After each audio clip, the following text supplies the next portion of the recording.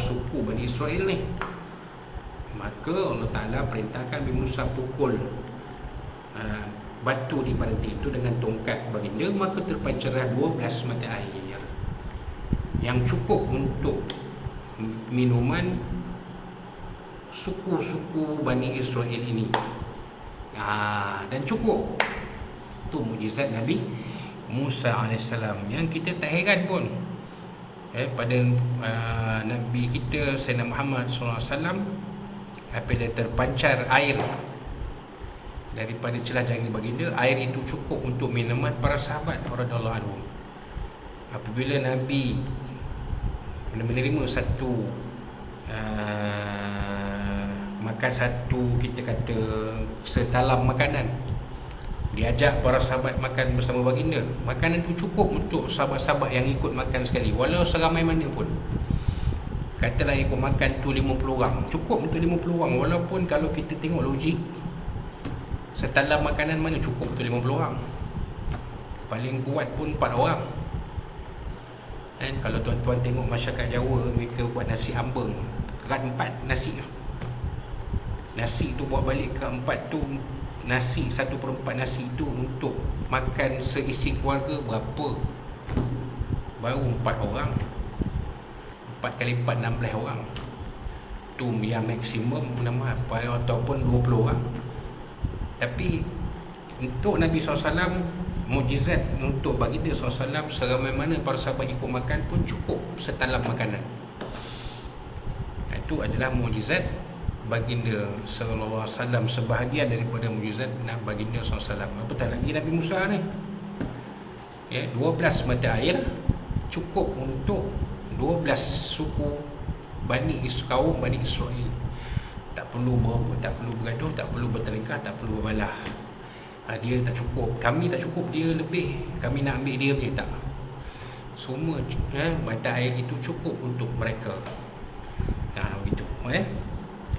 Kemudian ayat yang berbunyi, qad alima kullu unasin masyrabahum, sungguhnya telah mengetahui tiap manusia akan tempat minumnya masing-masing. Yakni masing-masing suku atau keturunan yang sebanyak 12 itu mendapat mata air yang bersendiri-sendiri. Yang maknanya khas untuk mereka lah. Dah ada, mereka dah tahu dah, yang ini kami punya, yang itu kamu punya, yang ini mereka punya. Macam kita kata tadi, mereka tidak akan berbalah, bertengkar dan bergaduh kerana tak cukup air. Tak ada. Ataupun ada yang mengambil hak orang lain, tak ada. Masing-masing dapat haknya yang cukup untuk mereka, hak yang cukup untuk mereka. Jadi tak ada perbalahan di situ. Wallahu alam. Dilanjutkan lagi dengan ayat yang berbunyi, kulu washrabu min rizqillahi wa la ta'thaw fil ardi mufsidin. Surah Al-Azim. Mafhumnya, makanlah kamu dan minumlah daripada rezeki Allah, dan janganlah kamu berbuat bencana di atas bumi. Pemaknanya, ini pengurnian air ke atas kaum Bani Israel yang tersebut dalam ayat 60 surah Al-Baqarah ini adalah bahagian ke-10 dari nikmat Allah Subhanahu Wa Taala. Dengan pengurnian ini, Allah Subhanahu Wa Taala berpesan kepada mereka supaya jangan berbuat bencana di muka bumi. Ini tuan-tuan, inilah dia. Bila dah Allah Ta'ala bagi nikmat makan minum yang cukup di padang tih itu, Allah Ta'ala pesan satu je, jangan kamu berbuat bencana di atas muka bumi ini, sama ada di padang tih ini ataupun di mana-mana tempat sekalipun di atas muka bumi yang membuat bencana.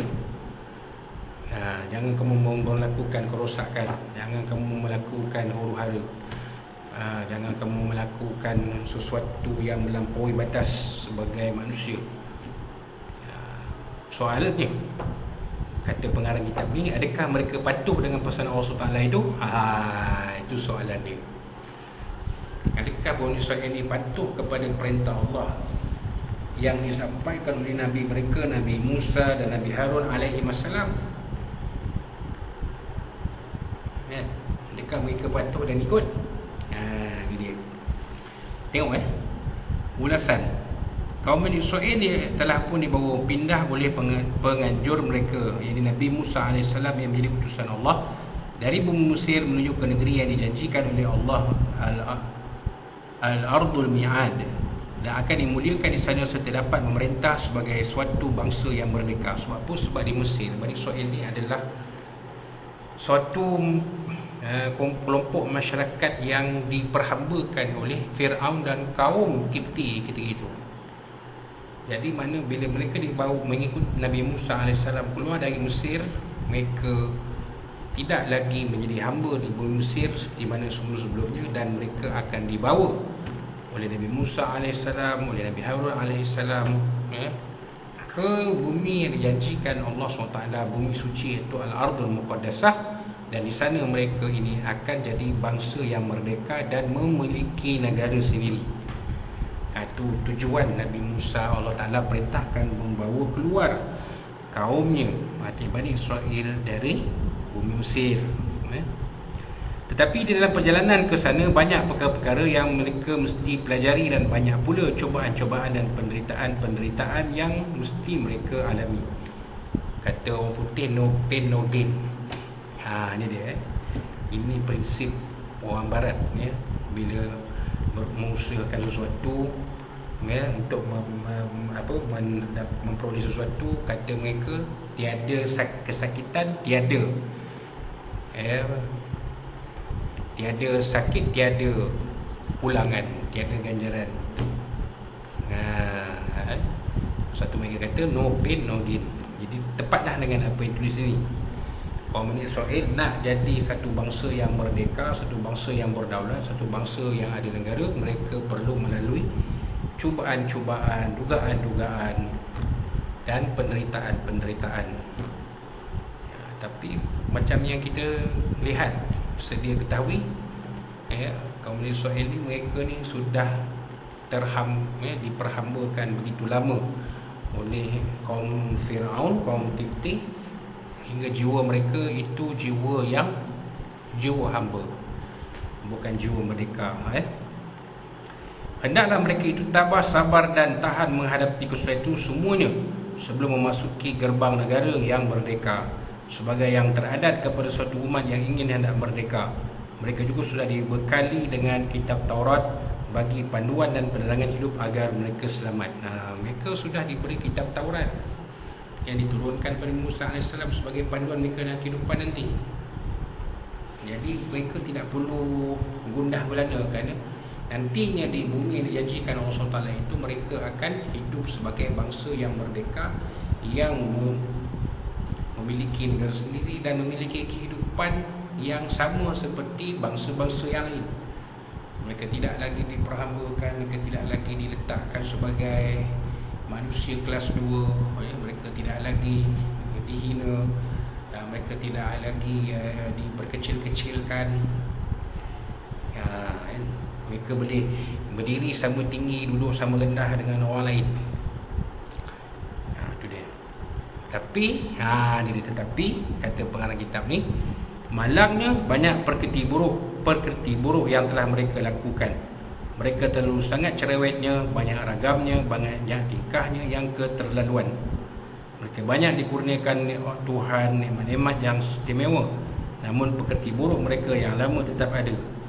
Penindasan yang pahit dan kekejaman yang mereka derita bukanlah menjadi contoh dan teladan, bukannya menjadi pertimbangan dan pelajaran. Bahkan kerana lamanya mereka dijajah oleh Fir'aun, timbul rasa rendah, hina dan lemah dalam jiwa mereka. Kiranya perasaan hina dan rendah diri inilah biasanya sangat subur bersarang di dalam jiwa suatu umat yang sudah lama hidup dijajah. Apatah lagi serta kaum Bani Israel yang kerap mendapat nikmat dan pertolongan secara mukjizat. Ini perkara yang mencari adat kebiasaan. Itu dia tuan-tuan. Jadi rupanya Bani Israel yang mengikut Nabi Musa AS meninggalkan bumi Mesir ini, bila mereka berada di padang teh, belum lagi masuk ke bumi Kanaan dalam bau di tengah-tengah jalan tu, macam-macam bendanya. Ini tak kena, itu tak kena, macam-macam. Bila mereka melalui suatu tempat, mereka melihat kaum di tempat itu menyembah berhala. Mereka kata kepada Musa, wahai Musa, binakan kami Tuhan seperti sembahan kaum yang kami lihat itu. Dan Nabi Musa kata, aku dah bawa kamu keluar dari menyembah Fir'aun. Kenapa kamu nak sembah patung yang seperti Fir'aun itu? Maksudnya jiwa mereka ni masih lagi